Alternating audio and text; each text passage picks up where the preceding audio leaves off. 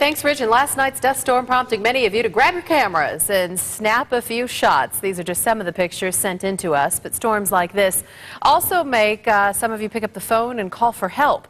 ABC 15's meteorologist Allison Miller joins us now live with the calls for help that were really tying up phone lines for the real emergencies. Allison.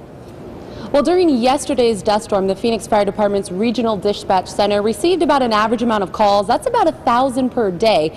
From the July 5th dust storm, they received over 750 in just 2 hours. And nearly half of those calls weren't even emergency calls. So all those extra calls tie up the lines. And Phoenix Fire Department want to remind you to think before you dial 911. During our July 5th dust storm, dispatchers and emergency crews were keeping busy. It was non-stop. For at least 2 hours straight, we had about 10 calls on hold.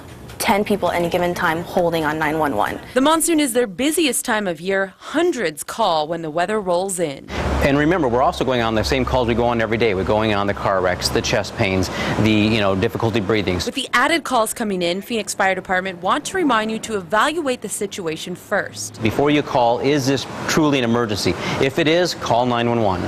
More than 300 calls from the July 5th storm were not emergencies, and one call in particular takes the cake.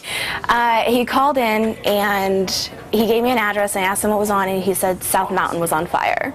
What's on fire? The mountain, South Mountain Park, is on fire. It's completely on fire. How big of an area is on fire? It looks pretty big, like from estimate about 19th Ave all the way down to 7th Street. Fortunately, it was just dust from the dust storm. Now, the Phoenix Fire Department just want to make sure you're evaluating the situation before you make the call. If you do have to make a 911 call, the biggest advice they have, don't hang up. As soon as you hang up, they have to return those calls. And then if you're trying to call back, that's how the lines get tied up. So if you do have to make a 911 call, just stay on the line. In Phoenix, Allison Miller, ABC 15 News.